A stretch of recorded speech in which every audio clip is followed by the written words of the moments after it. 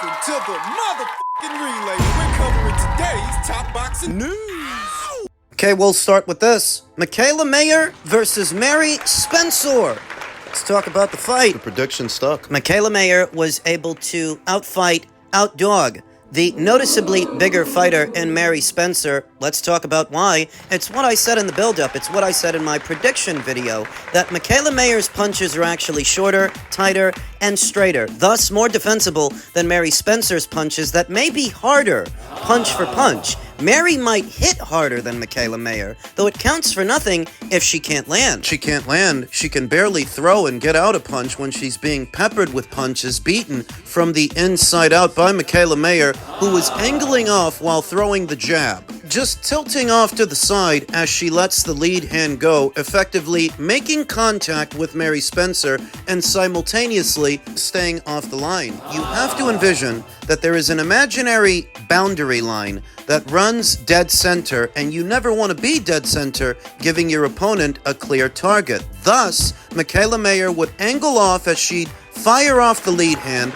make contact with Mary Spencer, and simultaneously protect her head, allowing her to initiate the combination, bring other punches over, and crash the pocket on Mary Spencer repeatedly. Backing up what is the noticeably bigger fighter of the two. In doing so, she's taking Mary's power away by putting her on her back foot and not allowing her to step into her punches, instead stepping into her own, backing Mary off, outfighting her, outdogging her mid-range to inside, where Mary normally does her best work, within close quarters, but not yesterday in Montreal. Michaela! Yeah, Mary's noticeably bigger, punches harder too, but if she can't step into her punches, if she's being put on her back foot, the power gets neutralized.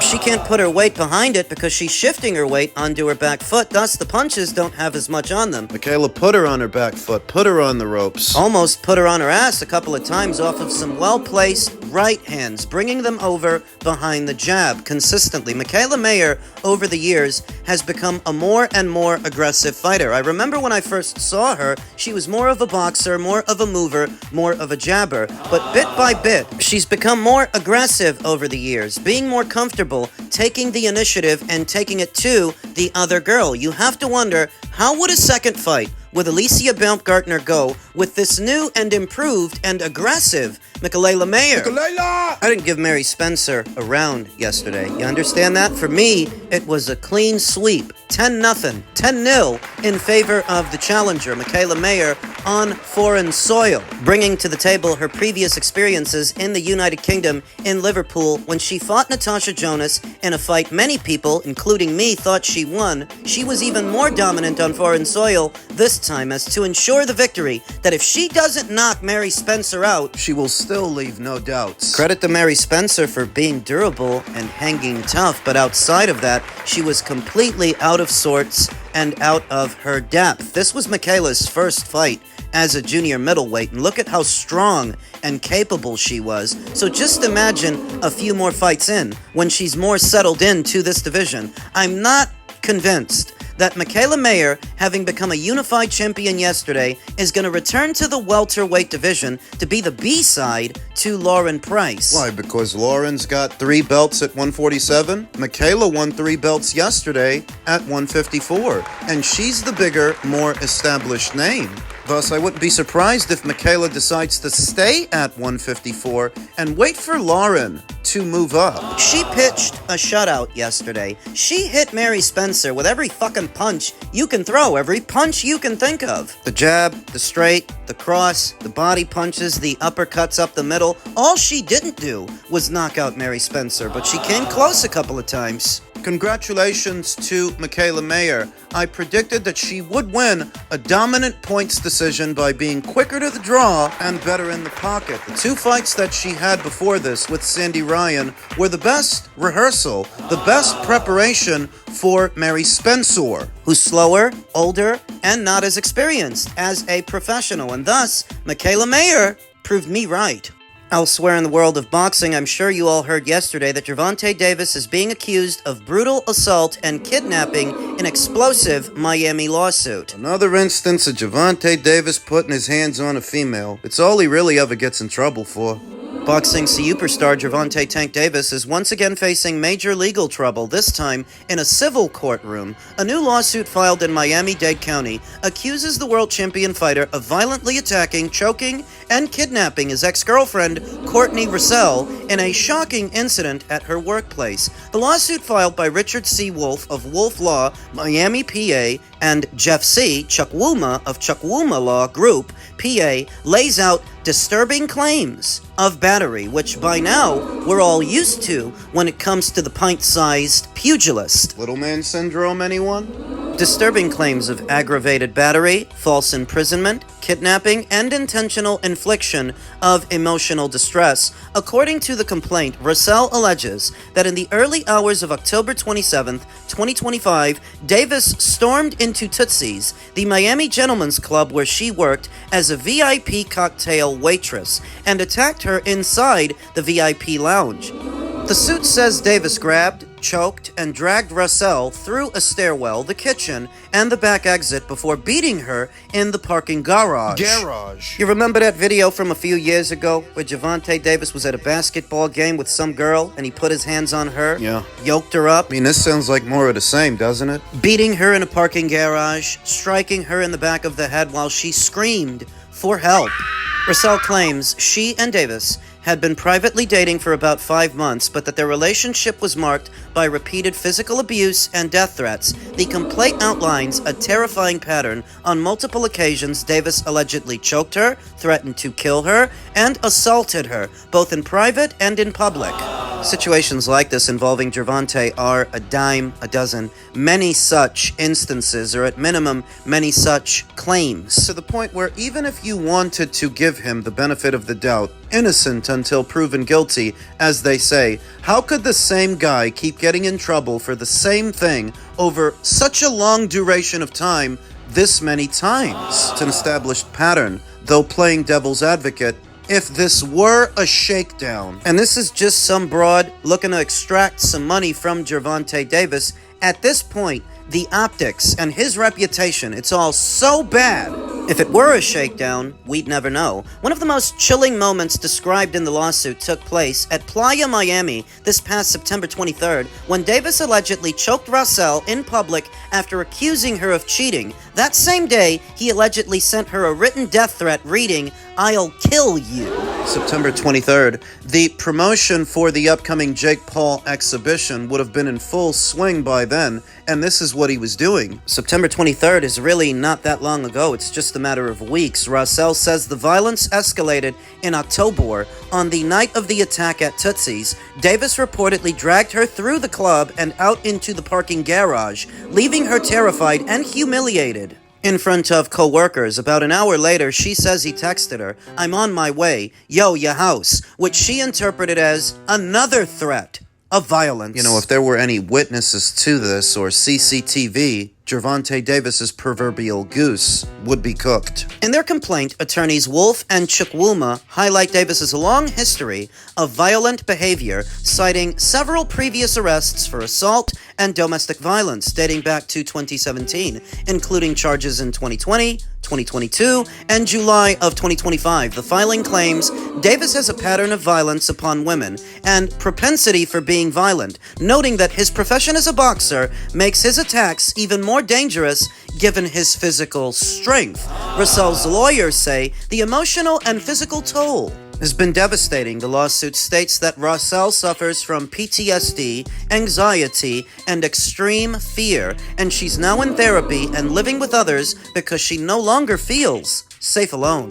Like I said, the guy's reputation is so bad, the situation is almost untenable. The attorneys are demanding compensatory and punitive damages, arguing that Davis's conduct was outrageous, malicious, and intentional. They have also requested a jury trial to hold the fighter accountable in front of the public. As of now, Davis has not responded publicly to the lawsuit, and no criminal charges related to this incident have been filed. However, the court filing and the involvement of two well-known South Florida law firms signal that the legal battle ahead could be intense. And bear in mind that Gervonta Davis is still on probation for the hit and run he already served time for, as was highlighted by veteran boxing scribe Dan Raphael. I've long maintained that Gervonta Davis is a boxer with no redeemable qualities as a boxer or as a person, as a man. You can't be getting in trouble for the same thing this many times. And it's all supposed to be made up? You're telling me every time you got jammed up with some domestic abuse accusation, they pulled it out of the sky? Now, does this jeopardize the upcoming Jake Paul exhibition? I'm really not sure because it's a civil case, not a criminal case. As far as shakedowns go, if this were a shakedown, Russell would have picked a very inopportune time to try and shake Gervonta Davis down, because now you've jeopardized the Netflix bag. Whatever money you hoped to extract from that fighter, it would have been more ideal, if this were a shakedown, to wait until after that exhibition is over, then get him for what he's got. Now listen, some people hear all these charges and accusations levied against Gervonta Davis over the years, and they don't think anything of it. They conveniently look over it. But for me and my money, like I've been saying, he's a boxer with no redeemable qualities as a boxer, as a person, or as a man. He's a piece of shit. He always was. He's a coward. The ambassador for other cowards and other pieces of shit, because if you identify with somebody like him, what does that make you? Fucking degenerate. Some people hail Gervonta Davis as a superstar, a boxing superstar, but that's relatively speaking. He never had the public persona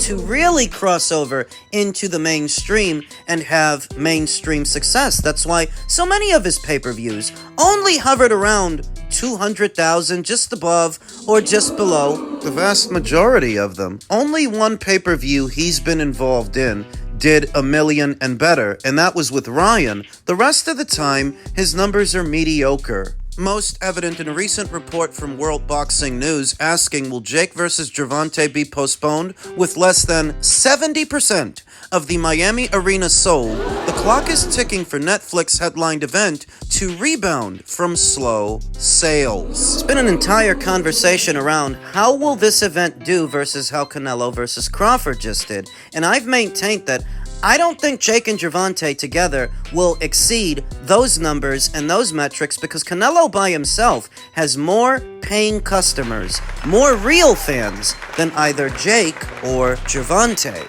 Being an internet sensation doesn't always translate into dollars in the real world, and Gervonta Davis has long been evidence of this because he's very popular online, and he's a popular subject for content creators. He moves the needle on the internet, but in the real world, the baseline for a Gervonta Davis pay-per-view is just under or just over 200,000 buys. Now, this is not a pay-per-view, this thing with Jake. But if you use the median number for a Gervonta Davis pay-per-view as an earmark, and then you use the median number for a Canelo Alvarez pay-per-view as an earmark, it would seem that Canelo Alvarez has more actual fans, more paying customers. And on that predication, I'm not convinced that Jake and Gervonta will exceed those numbers. The Canelo Crawford numbers. I never heard in the buildup of Canelo Crawford that sales were slow, that the tickets weren't moving. I'm telling you, I didn't hear that at all in the buildup of what was Crawford versus Canelo. What we're hearing now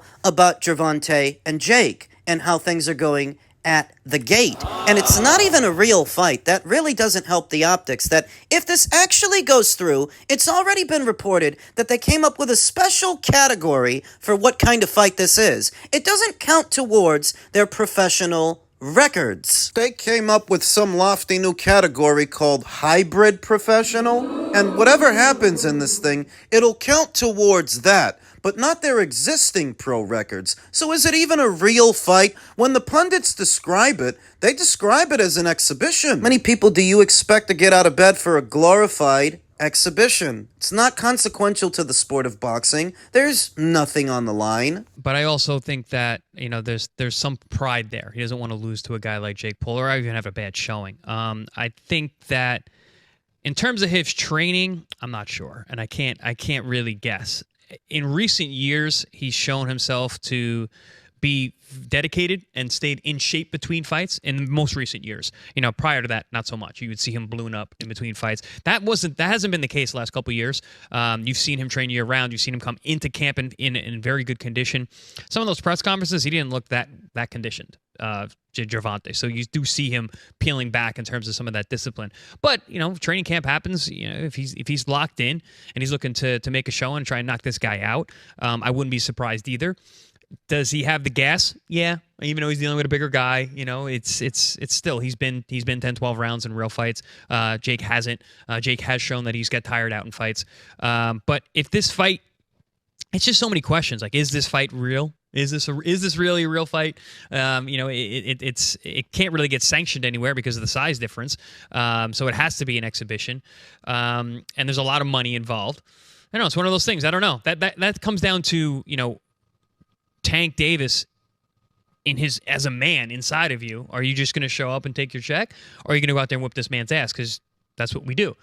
I can't answer that for them. Pondering whether or not Gervonta Davis is about to have a serious camp for what is an unserious fight and an unserious person seems like the answer to the question all at the same time. See, I don't think he had a serious camp for Levant Roach, which is why that fight played out how it played out. I don't think he took him seriously. So then, when you skip out on a rematch with him, Once you were able to identify him as a serious opponent that poses a serious challenge, you bailed on him for an unserious fight.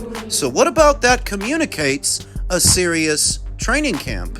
Think he's about to go fly out to Russia like Rocky Balboa did for Drago? Crotch on fire, jock itch is dire, Lotramin. fight a Jake Paul. It's not so that you have a serious training camp with serious intentions. This is a cash grab. Chris Algieri mentioned pride. What fucking pride? He's been avoiding every serious challenge the entire time he's been in the public light. If he had any fucking pride, he would have fought Vasyl Lomachenko and Devin Haney and Teofimo Lopez a long time ago. If he had any fucking pride, he'd be fighting Lamont Roach, not Jake Paul. Pride doesn't even come into it when it comes to Gervonta Davis. I don't think he has any. Bigger question now is whether or not this circus fight will be allowed to go through given the recent accusations levied against Gervonta Davis, because the optics are still really bad. Even though it's not a criminal case, it's a civil case. Is this something that Netflix wants to be associated with? You want to promote anything involving a piece of shit like this? We'll see.